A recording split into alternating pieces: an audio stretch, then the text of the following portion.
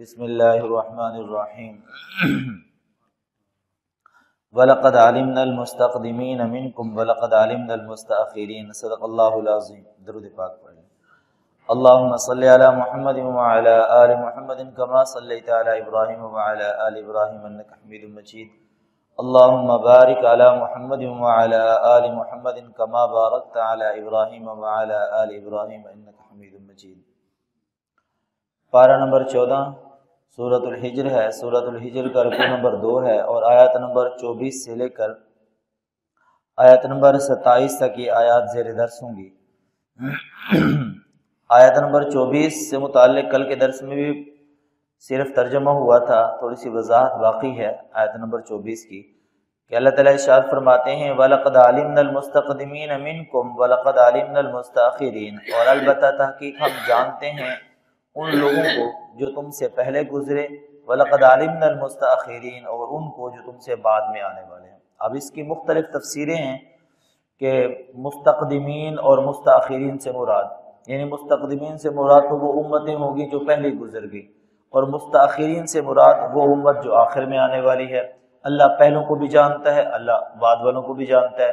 بعض نے کہا مستقدمین کا مطلب یہ ہے کہ جو نیکیوں میں سبقت اختیار کرنے والے ہیں، آگے بڑھنے والے ہیں، نیکیوں میں آگے جانے والے ہیں، اللہ ان کو بھی جانتے ہیں، اور جو نیکیوں میں پیچھے رہ جانے والے ہیں اللہ ان کو بھی جانتے ہیں۔ بعض نے کہا جو نماز میں آگے بڑھنے والے ہیں، اگلی صف میں کھڑے ہونے والے ہیں، اللہ ان کو بھی جانتے ہیں، اور جو پچھلی صف میں کھڑے ہونے والے ہیں اللہ ان کو بھی جانتے ہیں۔ ایک روایت کے اندر تفسیر کے اندر یوں بھی لکھا ہے کہ نبی کریم صلی اللہ علیہ وسلم کے زمانے میں چونکہ خواتین مسجد نبوی میں آ کے نماز پڑھا کرتی تھیں، لیکن باوجود اس کے پھر بھی نبی کریم صلی اللہ علیہ وسلم کی جو تعلیم تھی، جو ارشاد تھا، وہ یہ تھا کہ مسجد نبوی میں میرے پیچھے نماز پڑھنے سے عورت کے لیے افضل یہ ہے کہ وہ گھر کے کونے میں نماز پڑھے، وہ اس کے لیے افضل ہے، بنسبت اس کے کہ میرے پیچھے نماز پڑھے، اس سے افضل یہ ہے کہ وہ اپنے گھر کے کونے میں نماز پڑھے، یہ اس کے لیے افضل ہے۔ تو نبی کریم صلی اللہ علیہ وسلم کے زمانے میں چونکہ خواتین مسجد کے اندر آتی تھیں، تو جو سچے مومن تھے یعنی صحابہ کرام رضوان اللہ اجمعین، وہ تو اگلی صف کے اندر چلے جاتے تھے کہ کہیں عورت کی بدنظری ہم سے نہ ہو، کسی عورت پر غیر محرم پر ہماری نظر نہ پڑے، وہ اگلی صف کے اندر پہنچ جاتے۔ لیکن جو منافق کیٹیگری کے لوگ تھے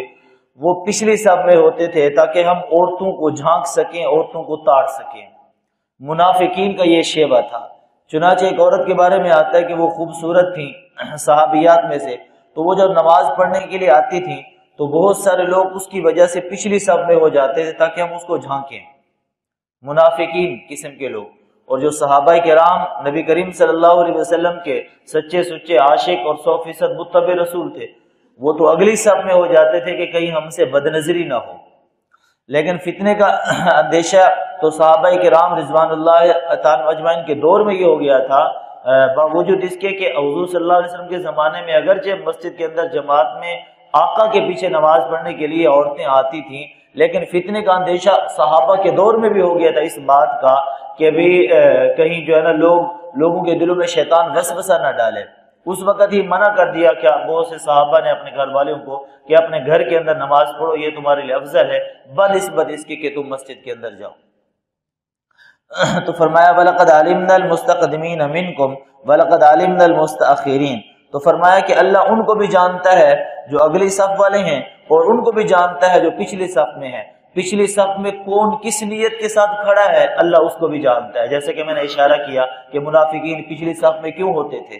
تو اللہ ان کے دلوں کو بھی جانتا ہے۔ فرمایا وَإِنَّ رَبَّكَ هُوَ يَحْشُرُهُمْ إِنَّهُ حَكِيمٌ عَلِيمٌ، بے شک تیرا رب وہ ہے جو سب کو میدان معاشر میں اکٹھا کرے گا، وہاں مجرم بھی ہوں گے، وہاں مومن بھی ہوں گے، وہاں سچے بھی ہوں گے، وہاں جھوٹے بھی ہوں گے، وہاں کھرے بھی ہوں گے، وہاں کھوٹے بھی ہوں گے، وہاں حق والے بھی ہوں گے، وہاں باطل والے بھی ہوں گے، وہاں نبی کریم صلی اللہ علیہ وسلم کے امتی بھی ہوں گے، پہلے والے زمانے کے امتی بھی ہوں گے۔ وَإِنَّ رَبَّكَ هُوَ يَحْشُرُهُمْ، سب کو میدان معاشر میں جمع کریں گے، نہ صرف انسان بلکہ جانور بھی ہوں گے، اور نہ صرف انسانوں کا حساب کتاب ہوگا بلکہ جانوروں کا بھی حساب کتاب ہوگا۔ فرق یہ ہے کہ جانوروں کا جب حساب و کتاب ہوگا، ان کے حساب و کتاب کے بعد، عدلہ بدلی کے بعد، ایک دوسرے سے ان کو انصاف دلوانے کے بعد ان کو مٹی مٹی کر دیا جائے گا، اور جب جانوروں کو مٹی مٹی ہوتے ہوئے دیکھیں گے کافر تو وہ کہیں گے یا لیتنی کنت ترابا، اے کاش ہمارا حساب نہ ہوتا، یہ جنت یہ جہنم کا فیصلہ ہمارے مقدر میں نہ ہوتا، کاش کہ ہم جانور ہی ہوتے ان کی طرح، آج ہم بھی مٹی مٹی ہو جاتے، اللہ کے عذاب سے بچ جاتے، اللہ کے غضب سے بچ جاتے۔ انہ حکیم علیم، وہ اللہ حکمت والے ہیں، علم والے ہیں۔